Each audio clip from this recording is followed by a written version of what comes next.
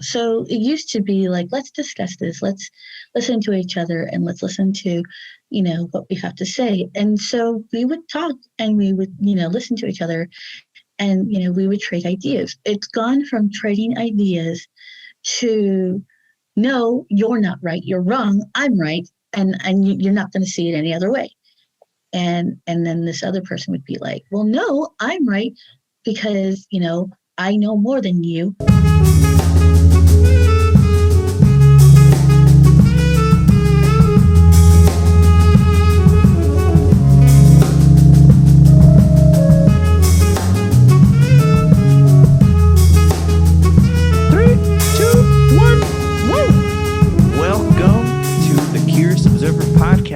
With my guest, Jackie Velez. Hello. A little bit about Jackie.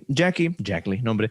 The way we met, I'm in a band. When we were playing, which by the way, I said was because we were idle for a while, but as of now, we are looking at the 14th of March. We did a show for a live recording with TPR, so stay tuned on that. So we're back. So I'm gonna change the vernacular there. So the last time I used to play a lot with Volcan, and we're back, and we had our shows were huge. Our shows were huge, and I would always see Jackie at the shows, and always one of the big fans that would always show up at practically every gig, right? Almost every gig. There was a couple I missed because I didn't get the chance to.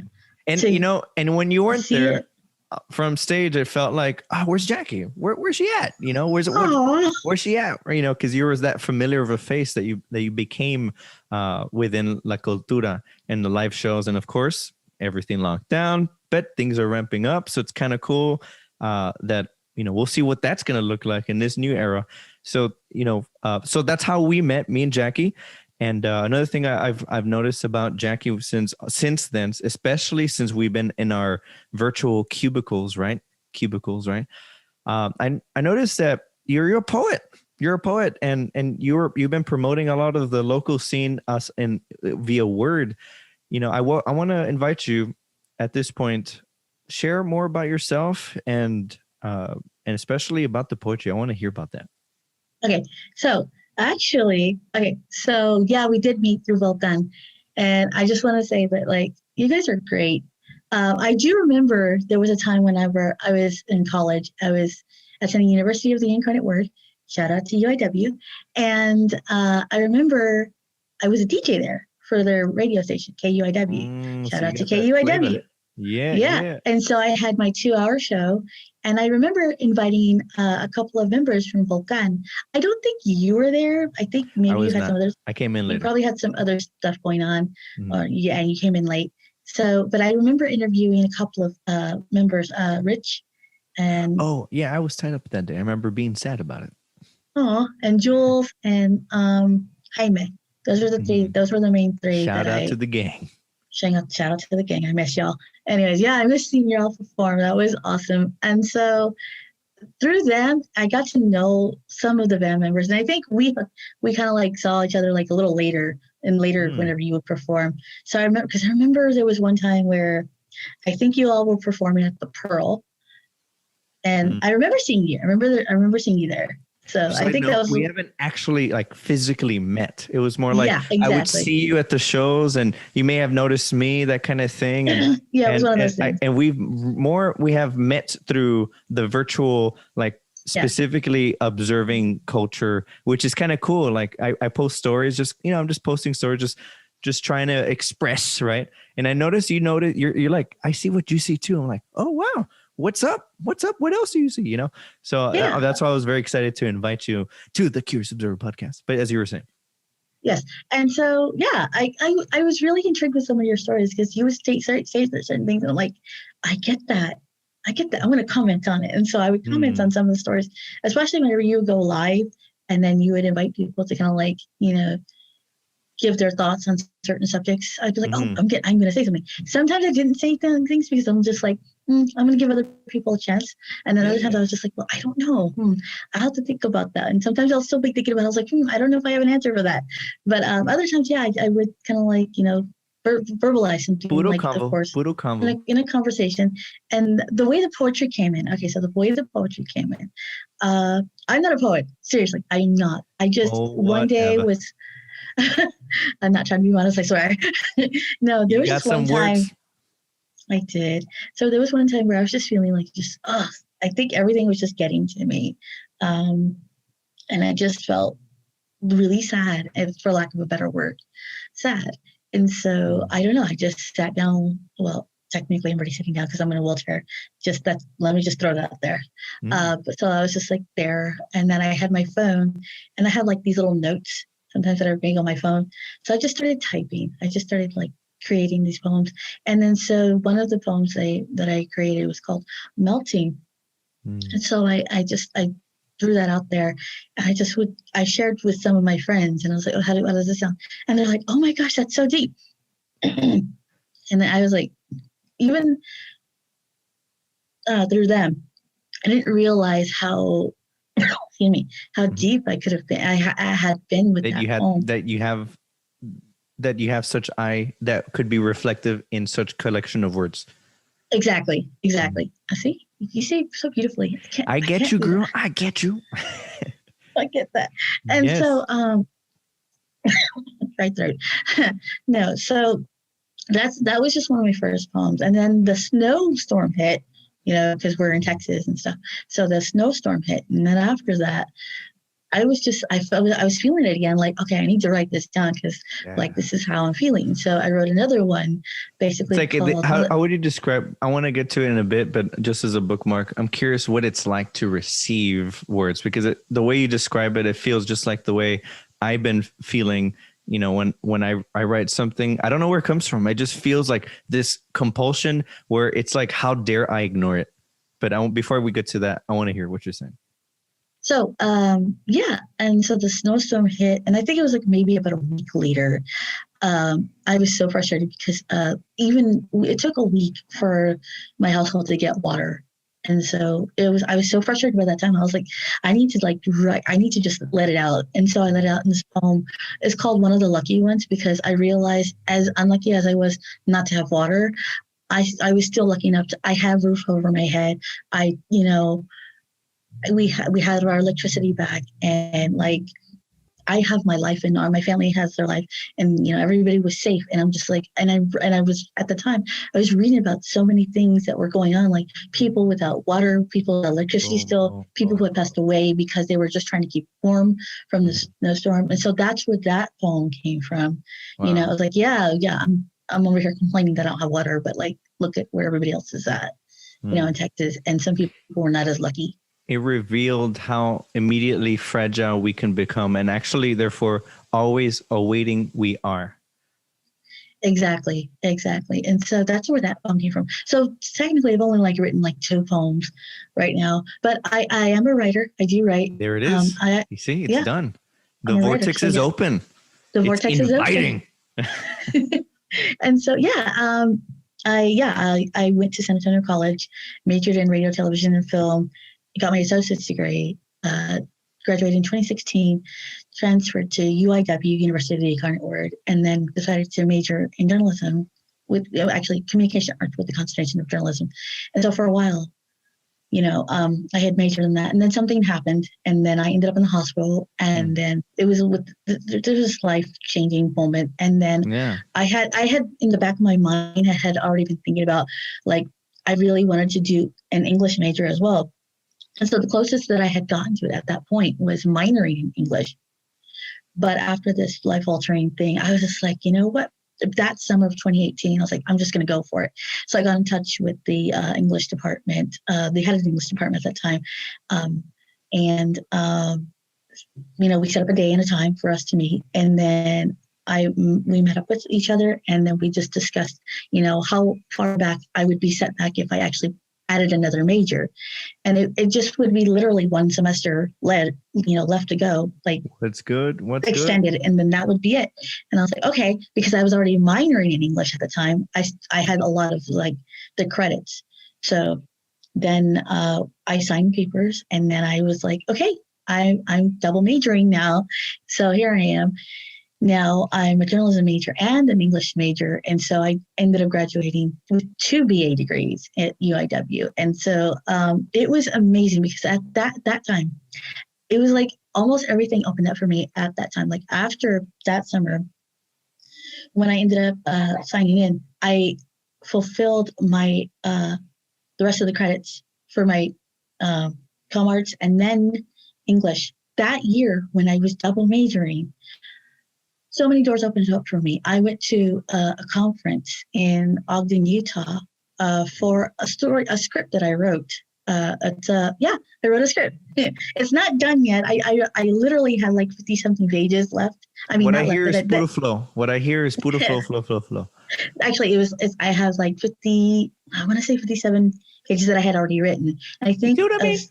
a certain, I think script form for like, I don't know, like a movie is like, I don't know, something pages. I can't remember. No, yeah, it's like 90 pages or something like that. And I haven't reached that goal just yet. And I've been What is it trying about, to by the way? So this is loosely based off of the idea of Little Red Riding Hood, right? You know, Little Red Riding Hood's like it's a fairy tale and everything, like she's going to grandma's and everything like that. But I made it a little bit more modern. It's basically this girl, she's in her 20s. Her name is Desiree, but they call her Dizzy. And her last name is Red, but it's not like Red, R-E-D, it's Red, R-E-D-D. And like, it's like a military thing. She's like a military brat. And her father's MIA. And so she kind of like meets up with this group that, her father trusted. And they're like, okay, together, we need to like find him, what's going on, And then, of course, she finds out that, the bad guy is somebody that she really cares about. And it's like, oh, you're the bad guy. You're someone I need to be. Oh, snap. And so the way the Red Riding Hood comes kind of, in there is like the other type of big baddie is Wolf Industries, which is like a weapons manufacturing company. And so, so it kind of gets like a little like, You're drawing parallel here. Yeah. Yeah, so that's like partially what's about. And then of course, it's also kind of like family oriented, family you love, family, you grow to know and love and care about. And then a family that you're just like realize isn't exactly family. Yeah, like you draw in the what's personal immediately in our circle, and you also draw a parallel of the recognition of what's so far away that brought, or rather that made dad, the father, the military, disappear when MIA. And it's like, and you're using that word, the vernacular, to draw how immediately it's actually, you could make it so close to each other. Exactly. And so I wrote a little bit about that. And so my English professor, I'm gonna give Dr. Mealy a shout out. Shout out to Dr. Ben Mealy. He's a great professor at UIW. Wow. He talked to me into doing this conference in. That's an excellent teacher. Yeah. He talked me to, it was me and 2 others. And he was like, oh yeah, there's this conference. It's the National Undergraduate Literature Conference. You should think about going it, the 3 of you. And then he would pull me aside. He's like, yeah, you really should do this because, there's something here. And I was just like, at first I was like hesitant. I was like, I don't know, going into another state. I don't know about that. And he's like, no, I think you should do it. And after some thinking, and talking over it with the other 2, I was like, you know what? Okay, we'll do it. I'll do it. Like, I think the other 2 were also kind of like hesitant. And it wasn't until I said something that they decided, okay, we'll do it. It was almost like they were looking to me to say something. And I was like, well, that's how you know, right? I'll do it. It's like it's an awaiting acknowledgement that, you see it. And that's the beauty of a good mentor, of good friends, and a trusted circle. Where if you're to just extend the thought, and if they can see it too, it further amplifies and magnifies the what you notice within yourself, and so therefore it confirms, fine, then here we go. And how much of an injustice would it be to oneself if we didn't? You know what I mean? So you get to reap the dopamine rush of, yes, I listened, versus imagine if I ignored. Yeah, I think he kind of, because at the same time I was saying no, I kind of was wanting to do it, but I was like, the negative in me was like, no, you can't do this. And then the part of me was like, but you have to do this. So I think he kind of tell that I was kind of like struggling, like, she wants to do this, but she's hesitant. I want to keep poking at it. She was like, "Ándale." Yeah. No. And so he talked me into it. I was like, okay, I'll do it. And I had so much fun. It was amazing. And that was when was this? This was in my last semester. So 2019, because I graduated in May 2019. So it's like March 2019. And it was so amazing. I will forever be grateful to Dr. Mealy for talking me into doing it. Dr. Mealy, right? Yeah, Miele. Yeah, Mealy. Mealy. Anyways, but yeah, I will forever be grateful for him because I didn't realize how much I really wanted to do it until I actually said yes, and I was like, okay, I really want to do this. I was so excited and like, this was once in a lifetime type of opportunity. And you don't say no to once in a lifetime opportunities. You just don't. And the fact that I was even considering to say no, I was like, maybe I shouldn't. But on one other hand, was like, you moron. This is an opportunity. Take it. Especially because you were so close to it that part of you was screaming much louder than the other side. That maybe I'm speaking for myself. I find it that negative side of like, whatever, come on, really, that can take a lot more precedence in our thinking. But when we can allow the other, that's always going to be there. It's not like that is something that's wrong with us. It needs to be there because it protects us and blah, blah, blah. No, it needs to be there, in my opinion. And the other is it explores the unknown, the chaos. Like, well, what if? I see that too. And when you saw the opportunity, it was right there. You see, it's right there and it's all acknowledged. So wait aside, just watch and let's go. Would you say how it was along the lines? So after it was like, after I did the conference, it was such a great conference. I loved it. I got to meet authors. I got to, it was great. Wow. Jasmine Ward is one of the authors I got to meet, and she's amazing. She's great. I actually have one of her books. I actually have two of her books now that I think about it. But like after the conference, I just was on such a high that I was like, oh wow, I could actually do this, possibly for a living. But at the same time, I was still hesitant. It's like, I don't know. And then eventually, of course, I graduated. And of course, after graduation, they don't tell you that, you're going to have a hard time finding a job. So I was like, eventually. So let me backtrack a little bit. Mm-hmm. When I was at San Antonio College, I actually worked at the Writing Center at SAC for a work study position. And so I still was. San Antonio College, right? San Antonio College, yes. Okay. I was still, I guess you could say, in touch with Jane Folk Hansen, who at the time when I was at work study was running the Writing Center. And so one day, I think I just messaged her out of the blue.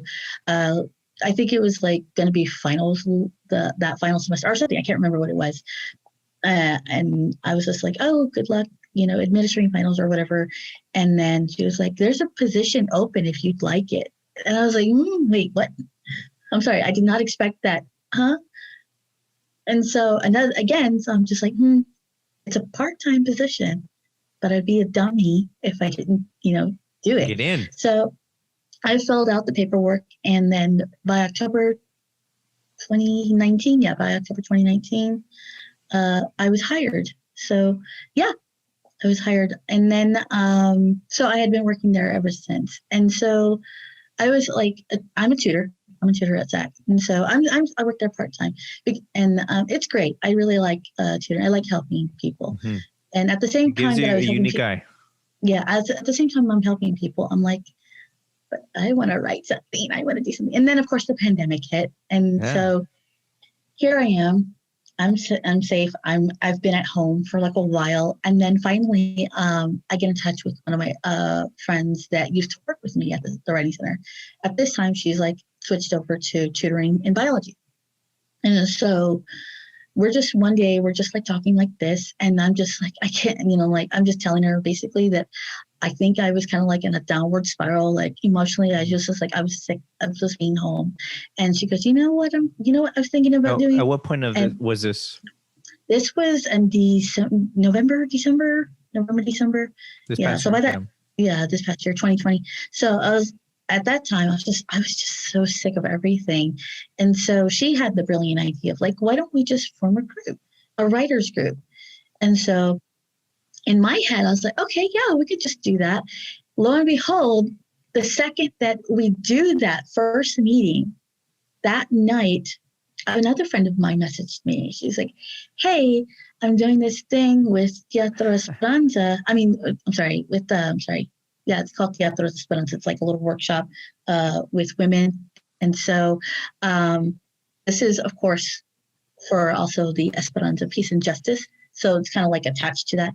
And she was like, oh, we're doing this thing where we get together and, we write memoir styles. And I was like, in my head, I was like, because, okay. More writing. But let me backtrack a little bit more. So my life is a little interesting in which there has not been a moment in my life where I haven't like been introduced to adversity, And so my younger sister, she always tells me, you should write a memoir. You should write a memoir. And for years, she's been telling me this. And so I would always say, no, I don't want to do that. I don't want to write memoirs. I don't want to do that. No, every time you say that, no. by the way, every time you would say that, what did you also hear in the back of your head? You should really do it. Is that funny how I can ask that question and it's there? Yeah. And so, but for years, I'd just be like, no, I'm not doing that. No, I'm not doing it. So finally, whenever my friend was messaging me about this, in my head, again, stupid, if you don't do this, you're going to miss out on an opportunity, And so I thought about it. I was like, well, it is kind of funny how like when I'm getting together with this writing group, now this kind of pops up. And so I'm like, okay, I'll do it. And so now we've been doing like workshops and getting together like how long has memoir. So I think this started in December of 2020. And so isn't it interesting how much of a, like now we feel the mileage of whatever has been happening since into today, we feel the mileage. It's not like that newness anymore. It's like you're in. Exactly. And so now I'm with Teatro Esperanza, and we've been, shout out, right? We've been writing like memoir style type of essays and stuff. And so I did a reading performance back in, I think it was also December. I think it was December 21st that I did that. So that was my first reading performance that I ever did ever. And how did that feel?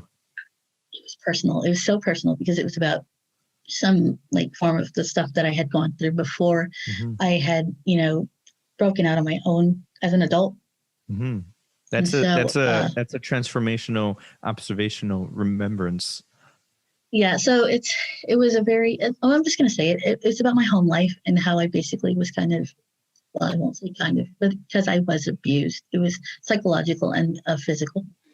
And so when I wrote about that portion of my life, it was a cathartic because it's something that I don't really talk about often with people. Only the closest people who actually knew me at that time know about this part of me because I said something about them. And so very few people know. And so when I did this, it was so cathartic. It was almost like it needed to be told. It needed to be said. It's like it's beyond you. It was beyond me, yes.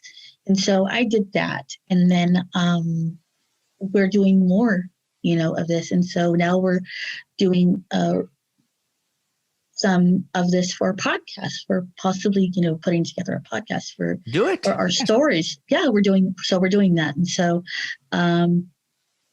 so it's kind of like an extension of the original story that I told, but this time it's just going to be audio. Funny. So dealing with more writing, that group, Marisol Verara, shout out to Mari. She had mentioned to the group that TPR was doing this thing, fight or flight. It's for the worth telling episodes. And so again, I'm like, Wait, was it worth telling? Like it's worth? Yeah, worth, it's awesome. worth. Okay. Oh no, Love it's it. called worth. Sorry, it's called worth repeating. Worth repeating. Yeah, it's Oh, called worth okay. repeating. Okay, Worth yeah. repeating. So they're doing this thing called worth repeating, and this episode is called fight or flight. Where basically, you were introduced to something made you either do a fight or flight type of thing. Yeah.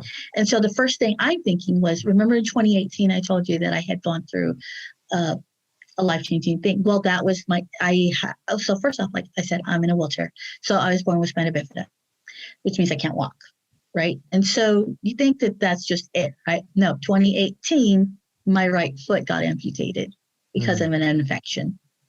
And so I had filled out the application for the form for fight or flight. And so that was going to be my little story. It's going to have to be 5 minutes, right? So that's my little story that I wanted to tell. So I filled out that application, turned it in, and I was like, I completely forgot about it. It's just like, that's so good. I did. And so this past week, I'm on my phone, and then I receive a text, and I'm like, wait, who is this Kim? And so, because all I saw was the name Kim, I was like, wait, what? So I go through the text, and then I see it. Hi, my name is Kim. I'm from TPR, and you've been chosen to be a storyteller. And I've emailed you. I was like, what? How did this happen? Wait, where am I? What is this? Is this Dorothy? Puro am I in Wizard of Oz? Exactly. Puro bendiciones at the time that needs to be. Whatever that means, but we can recognize. Exactly. So yeah. So I saw the email. I saw the text, and then I went straight to my email. I read the email, and I was like, and my heart just like nearly jumped out of my chest. My stomach started like doing this thing that it hasn't done since confirmation. It's your body recognizing. I know this feeling. I've been looking for this, and here it is. Yes, exactly. So the last time I had this feeling was when I went to the conference, where I just literally had I felt like I literally had butterflies in my stomach. I felt like so it was just like a burst of like, I have to do this. And so I was like really quick on the response. So I messaged her back, and then she's like, well, you could submit a video or an audio, about your story. And she's like, don't worry about the length at this point. I'll critique it and let you know where basically we can improve. So quickly, like without missing a beat, I did an audio version of my story. And I think at that time, it was like 12 minutes, which completely exceeds the 5-minute limit, right? So she basically, gave me notes on basically where to improve. And so without missing a beat, I did not waste a minute. I did not waste a day. You're just ready. Okay. I got everything ready, and I told my story within the 5-minute limit, and then I submitted to her, and she asked me, is this your final version? I was like, yes, this is it. I'm done. Because when I was doing the audio, I got so excited that I kept messing up. I was like, okay, no, I'm not doing this version. No, I'm not doing this version. Okay, this is the final version that I'm doing. So, by the way, where is this? Where can we find this? So right now, not yet. I think I'll probably be hearing something about it Monday, because it should be this upcoming week. So maybe about Tuesday. I want to say Tuesday. So yes, for those who are listening, Tuesday. Okay. What platforms will these be available and accessible? I'm assuming that's going to be Facebook, because I know she said something about Facebook. So will it be on YouTube too? Possibly. I would have to find out. So yeah, I'm just impatiently waiting for her to say something. But at the same time, I'm just like, okay, I don't want to bug her, because I think I've already bugged her enough with a bunch of other questions. And so yeah. No, let it. She loves your excitement. You're not asking from a point from the. Yeah, you're not asking from the perspective of annoyance. You're asking from the perspective of annoyance with annoyance, but like leading with fun. It's like, I just want to know. And yes, it might be annoying, but that's not why I'm trying to do it. I'm not trying to be annoying. I just want to know. I'm excited. I'm very excited. It's also you have to craft, because I have so much to say that it's impossible to get everything that I want to say in 5 minutes. And I'm like, this is ridiculous. 5 minutes. Why is it 5 minutes? Why can't it be an hour? I have enough information for an hour, Wow. Before. that's why I'm excited that you're involved in these organizations. So stay tuned. I'll be sure to have those links. What links would you like for me to share? Those links will be listed below, and be sure to follow what Jackie is working on, what she's crafting, what she's finding and making available. That's not just hers, and it's really unifying ours. Is that about right? Yeah. So yeah. Right now, everything is just currently in the works. So I have In the no works. links just As of yet. right now, we're marking time. It's the 14th of March, 2021. Whenever this is released, I'll be sure to have those links below. Stay tuned on that, y'all. I'm excited. My goodness. I'm excited too. I'm look at that. So look at the time frame of, imagine going, let's speak in terms of lens, like the lens of 2018, right? And into 2021, and how much we can change and how much the world can transform. And that's exactly why I was excited to share conversation with you, because from afar, I've seen you as a watcher of our shows. I love your energy, and you would consistently show up with the same smile. I was like, man, I wonder what it's like to see through your eyes. And especially since the world transformed underneath our feet, and in watching the kind of, everyone's kind of sharing their thoughts and wonders and questions, and and that's reflective of our own explorations. And to hear along aside from all that, there is a manifestation from within yourself that is transforming. Like, have you seen that meme where it's a caterpillar and a butterfly, and the caterpillar is having coffee with the butterfly, and the caterpillar asks, man, you've changed. And the butterfly says, yeah, we're supposed to. And I think you're exemplary of that. So thank you for sharing that. Oh, thank you. Yes. Thank you for letting me. Yes. And so I can't wait. So stay tuned on that, y'all. And, that gets me excited about asking me, for me to present a poem to you. And I'm curious, through those eyes, what comes to mind for you, especially from the perspective that you're coming from and are continuing through. I really like the response that you posted, if you know what I'm talking about, the one you shared, Yeah. Boach. By the way, thank you for your shout out. May I share that poem for you right now? Sure. Yes. This one's called Tribe Vibes. Remember? And it goes like this. And I invite your eye, and you're welcome to thread from the things that you're speaking of just before this conversation at this point, and take it away. So it goes like this. How unique did anyone initially receive news? Do we remember that very first digestion of any political view? That first, that is a good point. How it grew to become, that has got to be voiced. And even the justly, something must be done about it. And yet, in conflict, we find ourselves divided by it. What gets fortunate enough to enter the gates of our mind? How does it factor into the convictions reflective of today's tribes? Jackie, what comes to mind? That is still an excellent poem, and I really, really do like it. I really do like how you describe this poem. I think my favorite line is that, and hold on. And yet, in conflict, we find ourselves divided by it. That's true. I feel like we've become one of those. So it used to be like, let's discuss this. Let's listen to each other, and let's listen to, what we have to say. And so we would talk, and we would, listen to each other, and we would trade ideas. It's gone from trading ideas to, no, you're not right, you're wrong, I'm right, and you're not going to see it any other way.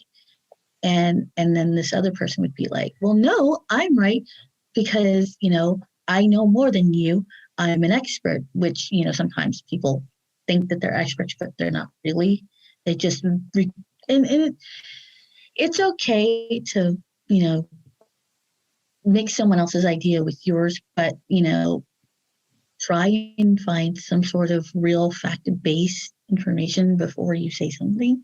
And I think that's what a lot of people don't do nowadays, is that we just go with the first thing we see. It's like we Google something, like Google seatbelts, are they safe? And then we see like a blog saying, oh, the seatbelts are not safe because of blah blah blah blah. Because so look at the stats. Yeah, look at the stats on how many deaths, and we need to abolish. We need to abolish exactly. seatbelts. Exactly. So they'll take that first thing that they see and be like, well, I read in this blog, and the first thing, and it's like, true, and it's a fact, blog. And that. Yeah. And it's like, okay, first off, it's a blog that you read, so that's a person's opinion. That's not actually fact-based. Their statuses might end up being, statistics might end up being something from like maybe their own family members or something like that, and nothing outside of it, And so that's where I think that we kind of get a little blind to our own information. Yeah, like I noticed that too. Like I notice even like I'm at the point where I kind of just don't want to care, but we kind of have to, because it's whatever is by not following, it seems as though it's encroaching onto our doorstep. And it shows, and it appears from different sides as, it's justified. And the other side views the opposing side is also justified. And isn't it just so curious to witness there's justifications facing off instead of, like you mentioned earlier, where's the conversation? And instead there's a willingness for why I have the facts on my side, so that justifies me to even wield the sword of disparagement, and even almost just this is what it looks like for me. Just like I see arrogance onto each other, I'm like, I don't think, does that help? I don't think it's helping, because it's further fueling. Exactly. And it just reminds me of this. I think there's a quote out there that says it perfectly. We don't listen to hear, we listen to respond. Like, we're not even listening to the other person's like views or points. We're just kind of like getting ready for our response. We'll be looking for a trigger word or something, and it's like, okay, that's the trigger word, that's what I'm going to respond to. And it's not like listening to actually listen. It's listening to just understand. Be like, okay, how can I tear this person apart? What trigger words am I going to use to tear this person apart? Right. And that's basically what it's become. It's like how can I tear you down? Mm-hmm. Not how can I listen more and pay attention more and maybe take what you're saying a little bit more serious than I would originally. Mm-hmm. And how would you say, what's been helping you feel grounded? Especially, I admire the story that your journey, and I'm very curious, what helps you feel grounded and recognize that, hey, like it's clear that there's an effective recruitment of tribes, and they're at each other, and it's like, whoa. How can I not be part of that? But yet, how can I still recognize the validity of such points that are out? Sometimes I do think that I actually get sucked into that, where it's unavoidable, unless of course you just avoid social media entirely, which I don't know. Like, some people actually do. Some people are like, I'm taking a hiatus. There's only so much I can take. And I don't blame them. I don't blame them for taking that hiatus. Have you seen Social Dilemma? I have not. Oh, Shout out to Social Dilemma. It's a must. Very much along the lines of what we're talking about. Yes, you were saying. So like, yes, like I said, some people, have to pull themselves away from that social media, and it's funny because it's funny that I talk about social media now. I like anytime before 2014, 2015, I was not a social media person. I did not have any social media whatsoever. You try and look me up for any time before then. I did not have any social. I didn't do Facebook. I didn't do. Of course, I don't think Snapchat was around at that time. But I didn't do MySpace. I did nothing. What? In terms of nothing in terms of social media. It's almost like I didn't exist. It's hilarious because one of my things is called existence. Anyways. Interesting. No, but in terms of my virtual world, the newfound virtual existence. I had no virtual world at the time. So, it's kind of funny how like I used to be like, oh, I'm never going to be that person who, uses Facebook and just has to post all the time. And it's fair that you can feel that way. Guess what your girl is doing? But I think it's transformed because I felt the same, that thought of like, I'm not going to be that like that. And yet, it's as though the way we get into the virtual playground per se, everyone has their own use of it. It's not like the way we viewed those people, whoever those people were when we weren't as active. We viewed those people as like, they're just doing stuff that's, why would you be doing? We're like, we have that judging kind of voice of like, oh, come on. And then we find ourselves in it. And it's like, they're not doing it. Well, maybe they are doing it for the other reasons that I would not do it for, but the social media is such a wild west of a playing field that you could build your own city and however you make it, and you build your own routes and you build your own trade routes. It's like it's your own space. It was a wild west. So would you describe it along those lines too, or a little different? Wild West? Me? I don't know. I guess I would. No, I don't know what I would describe what's the fork in the road when it comes to the analogy of Wild West? As in, it's. I just think of little tumbleweeds, just like tumbleweeds. I don't know. That's kind of. I guess the reference of Wild West is not necessarily the emptiness by itself. It's the immensity of freedom in terms of anything goes, even the not so pretty. It goes. It's there, and it's like no ifs, ands, or buts. It just is. In terms of Wild West. Although I do kind of think of like that's how most people are whenever they're talking to each other, like online. It's like a gunslinging kind of thing. Like who's gonna shoot first? Ooh, that's a good one. I could recognize that. I noticed that there's this. So when someone puts a post that's like, oh, it's going to invite controversy, I hear, wow.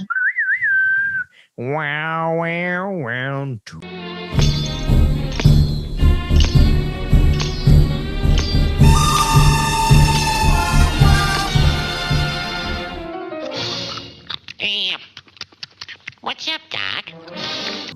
And all of a sudden, it's kind of like that. Yeah, it's kind of like that. That's funny. Kind of like that. Maybe not me personally, but yeah, sometimes I feel like, it's like cue the music, cue the like dun dun dun. That's like so a horror funny. Show. So going back to if we may, along the lines of, by the way, quite a hard turn on that from the story. I wanted to invite the momentum of your story with this poem, and here we are. In because you have such momentum in like the unfolding of oneself, the real self-realization, right? And especially through a time where there's such pulls left and right, up and down, left, inside and out. It's like, what helps you stay grounded? Stay grounded. I want to gravitate the conversation towards that. How do you help yourself stay grounded along your self-manifestation, self-realization? Well, I think I guess I'm always I'm always concerned about the way I word things because I don't want to offend anybody.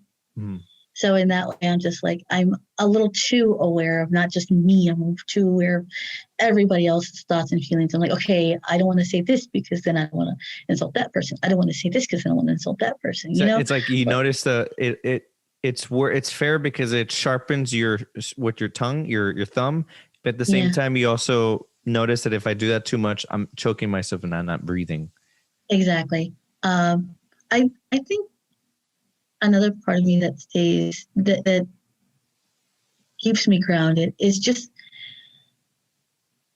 I'm one of those people that, and if you can tell, I'm doing it right now.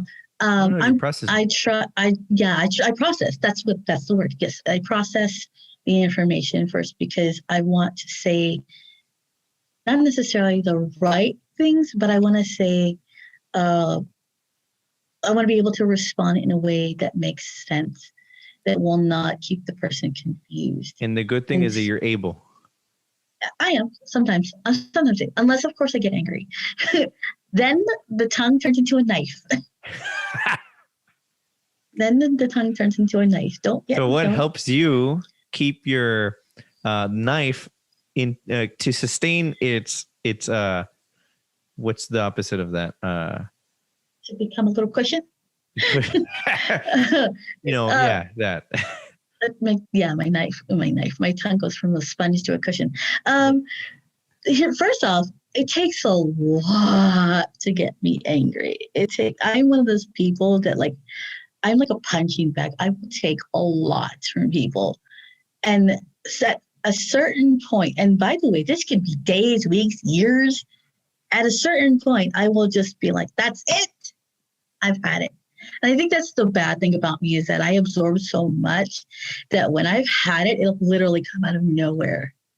It will be like, it's going to be like in the middle of the sea or the lake, you're fishing, it's quiet. And all of a sudden this wave comes and that's me. That's me right there. Tsunami. I'm a tsunami. Jacks. Yeah, I'm a tsunami. Yeah. So, and part of me thinks it's kind of not a good thing because I need to be able to voice my opinion. I need to be able to voice my hurt if I'm hurting, but I need to be able to do it in a way that's healthy. But like I said, I'm like a sponge. I will absorb until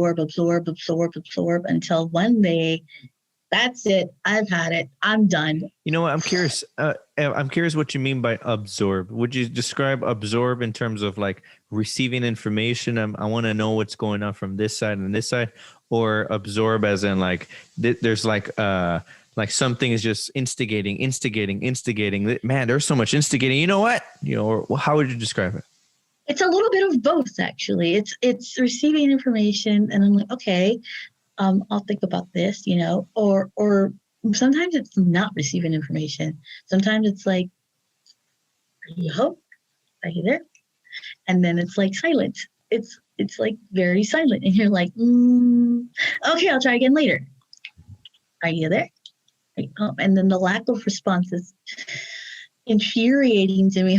Like, okay. Oh, so you checking on others and there's no response. Is that what you mean? That's basically it. Yeah, basically what I mean. That's my pet peeve, that no response is my pet peeve. Like, if you're busy, let me know. Mm-hmm. Because then my mind starts to take over. So check this out. Oh, go for it. I don't want to interrupt. So my mind starts to take over, and I'm one of those people that I don't like to make people mad. So if I even sense that you're mad at me, my mind's gonna take over and be like, that person's mad at you. Don't talk to them. And I'm like, oh crap, did I do something? Did I say something? And so I'll give them room, and then eventually I'll check in on them again. Hey, how are you doing? What's up? We haven't talked in a while. You want to do a video chat? And then zip, nothing. And I'm like, okay, I must have done something. What did I do? And then I start backtracking in my brain, and it doesn't think into there's nothing. And then I'm like, okay, something had to have happened, and I'll try again. Nothing. Is it fair to ask? Is it a fair question to ask oneself? And this is going to be like a fair, blunt question to ourselves. Like, sure. Should I care? Like, should I care that someone feels that way? Like, should I? Because it's hurting me. And maybe that's a defining indicator. Like, if it hurts me more, then it's clear that it's not hurting there's no efforting from them. What does that mean? Sometimes I do think that, actually. Sometimes I'm just like, maybe I should not care. The downside of that right there is that I'm also the type of person who cares.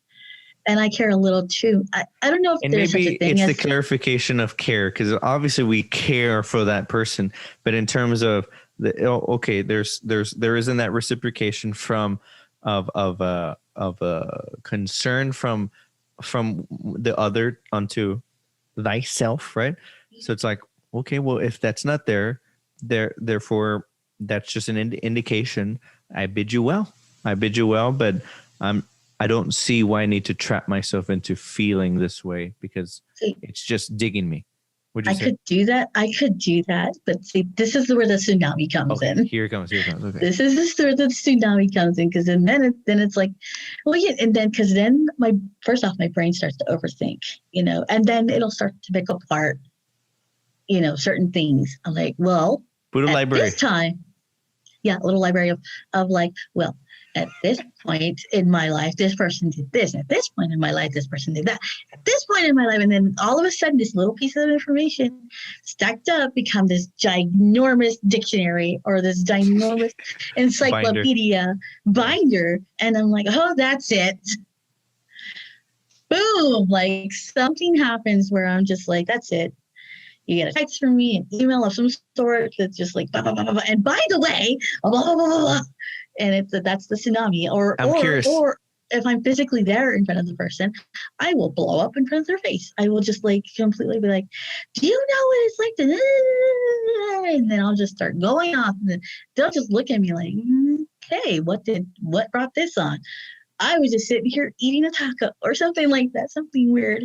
How would you describe the resolution from such peak, right? So that peak, there's a liftoff, and then there's, like, would you say that after reflecting at the aftermath is like that was worth it? Or would you say that it's always or sometimes, what was I thinking? Why did I do that? Why did I let myself? How did I get here? How would you describe that's me right there. That latter part, that's me. Like that I don't start doing the actual like real thinking until that has already passed. And then it's just like, well, maybe they really were busy. Oh, maybe they were going through something. Maybe they just didn't feel like talking. So that brings me to a point that I wanted to bring up earlier. What newfound patterns in terms of social behavior that is shown through, if I may, that's reflective in such through social media, right? Especially because you can see how someone you can see they're active, right? And that's new information that used to be alien, that used to be distant impossibility.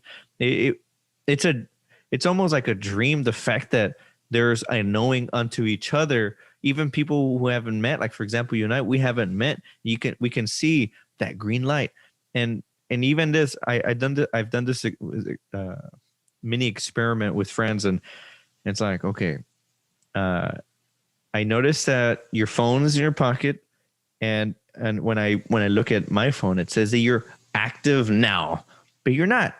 You're totally not, and it's like minutes and minutes. And minutes is not something small. Like in terms of active now is hot. It's right here. You are here, ready. If you get a text, hey, why you're ignoring me? But that's not true, because it could be something real quick, and all of a sudden it activated the system and refreshed it. Now green light for the whole world for how long? I don't know. I haven't checked to see how long, but it's long enough to suggest that it's not true. You're not active now, but on the other side, it creates these onto others. Tension. Tension. Or it could be tension. It could be wonder. Doubt. It could be doubt. It could be, what did I do wrong? It could be, and ultimately, it could also be right along all those what is nothing. Nothing, exactly. And it's just, I hate that. That's the other thing that I never think about, that like, because it's happened to me too, where it's like I'm literally not active, and somebody will message me and be like, hey, it says you're active. I'm just like, it was like an hour ago. Yeah, you see what I mean? No, I'm not. I'm not. Would you not always. consider social media therefore social conditioning?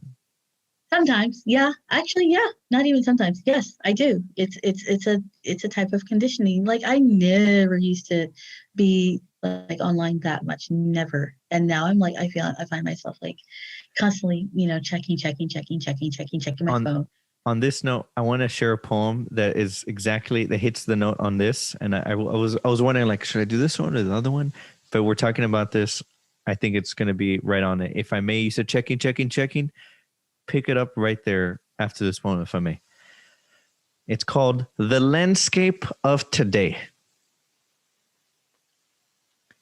By the way, it came to me on the 2nd of March, 2021, 6:17 a.m. It was a Tuesday. It goes like this. Much space within the occupation of our attention. Imagine it were suddenly vacant. Where would we find its salvation? Pinging here, buzzing there, information giving us a holla from now everywhere. How distant has it now become? The absence of such landscape. May there be more recognition of its hunger to not let us escape? Could we see at play the hidden layer of misinterpretation? What holds this whole landscape all together?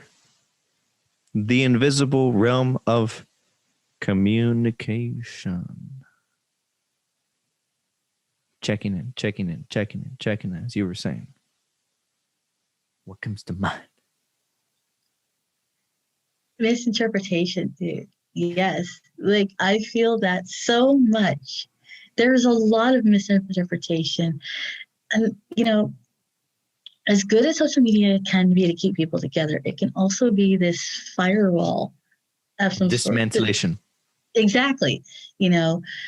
Tone is the thing that's missing a lot of the times from typing and commenting or responding to somebody through a messenger or even a text, and it can be misconstrued sometimes. Like, okay, take the period for example. You talk about misinterpretation. take the little, punctuation period, right? Sometimes that little dot at the end of a sentence through text or through messenger can be interpreted as that person's mad at me. Like this. That person, yes, exactly. What did I do to make that person mad? They used the period at the end of the sentence. Did I make them mad? In case if you're listening to this in audio, what I just did with my face, I did like a very serious face. And it does create that vibe of like period. It's like, yes, I'm here, period. It's like, or whatever. Yes. Almost but in actuality, like too. Like, yes, I'm here. Yeah. And like, and emotion is missing from that. And it so many times I've misconstrued that period as, that person's mad. And even I've done it where my sister will text me, hey, do you want this for lunch? And I'll literally put yes. And then period at the end of it. And then she'll be like, are you okay? She'll literally text you that. Are you okay? Yeah. I thought you were mad at me. No, I'm fine. It creates a precedent where it's actually suggested don't use proper grammar. Don't use a period. Exactly. And I've learned yes, not to do like that. yes. I've learned to try not to do that. Sometimes I still do that, but it's, I think if certain people do understand that I'm using the period as just a sentence ender, that hopefully they'll understand. But sometimes I'll use it as, even though I use it as a sentence ender, sometimes I think that they'll think, she sounds mad. She sounds upset. Are you okay? Yes, I'm fine. Yeah, and so it's great that you use interpretation in your poem because a lot of that goes on. Man, so much. And we see that reflective in all levels. That's just, we could get down to the very bullet points of the period, to the like micro, to the macro of, no, this view is right. No, this view is right. No, yes. It's like, what if everyone's right and wrong at the same time, but we just keep anchoring, and the anchors blind, especially creates a short circuiting in when there is a exchange of thumb. Because, well, I got these facts. Well, these facts are this and that. Well, these facts and this and that. What if you take a little bit of this facts and then a little bit of this facts, kind of merge them together? Yeah, like how about we create this new fact? Let go of our fist, because when we talk, it's like, yes, they're facts, but oh, damn, dude, we're this is getting bloody. How about, this is gonna sound cheesy, but like, how about we give each other a high five and hold hands? I know, as lame as that sounds, but let's be metaphorical here. Let's hold hands in our communication. Imagine how much communication would change if it was a cultural norm. Are we going to have discourse? All right, let's hold hands. I'm just thinking on the spot here, but imagine how much it would change. Like, okay, if we're going to have conversation, let's hold hands. And okay, what's your, imagine that, like, what's your view? What do you think? Oh, well, I think this. It makes, I'm reminded by, are you familiar with the Chinese finger trap? Yes, I am. Oh, that's. Well, you say, no, this and that. Well, I want to come up with a better analogy, and I'm going to show how wrong you are, and I'm going to be proud about it. And I'm like, well, hold on. Well, I think that's dumb and this and that. Like, you know what's happening, right? We're still stuck. And are we about to hear a pop? Like, that's not good. If that means things are tearing. The fabric of society is tearing, and we're contributing to it. And hey, where's that vibe coming from? Can we put that aside? Oh, that's just the way I talk. Well, that talking is certainly cutting, and I recognize that you feel that way. Knife. But can we talk? As long as a knife. La lengua corta. But ultimately, as long as things stay in the tongue and not in the sword, or anything that's reflective of the sword, like the physical affliction onto another, as long as it stays in the tongue, anyone could talk however they want. It just certainly clutters. It clutters the emotions and all. What comes to mind with that thought? So we talked about like how, the tongue can be very, much a weapon, but so can the tips of the fingers, because that's where most of our talking comes from. It does. We turn our little fingers into knives, and we just, with the stroke of a key, we're sitting there insulting somebody, not fully aware of what exactly we may be doing to them mentally. It's like, ooh, a lot of these words, even if it's the slightest, like, oh, go jump off a bridge or whatever, that could carry some heavy weight to somebody who suffers from, basically like some type of depression, or, some type of other mental illness, that maybe is not expressed through, social media, And sometimes I just feel like we need to watch it, because we really, they say that words hurt. Yes, they do. Not just verbally, but, through our little fingertips.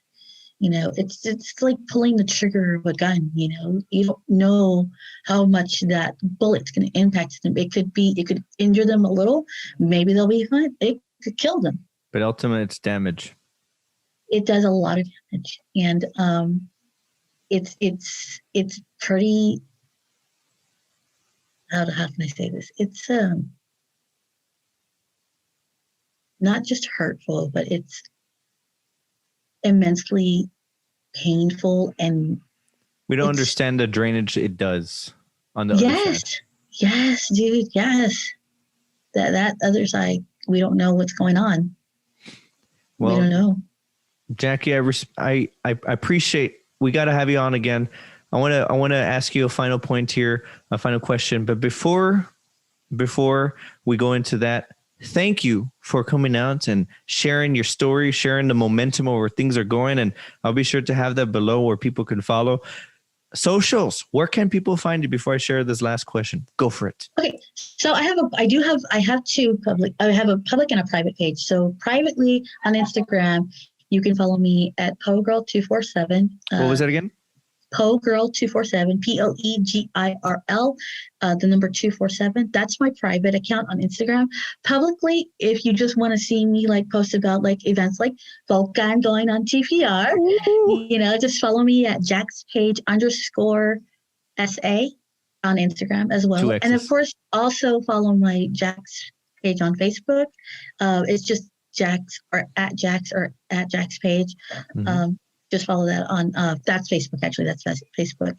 And then, of course, friend request me on Facebook, Jackie Velez, Velez.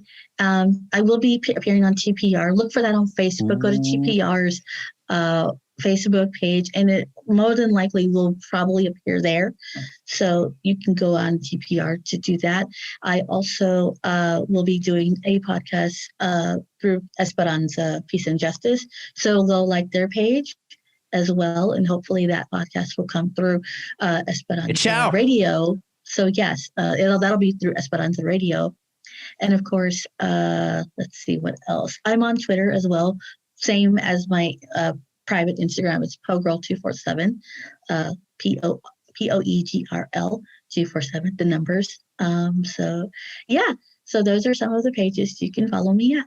I gotta ask, Poe as in Edgar Allan Poe? It's a double thing. So yes, Edgar Allan Poe, but also because one of my cats' names is Poe. I have two cats. Well, there it is. Well, Jackie, thank you for your vibes. Here's the last question I want to ask.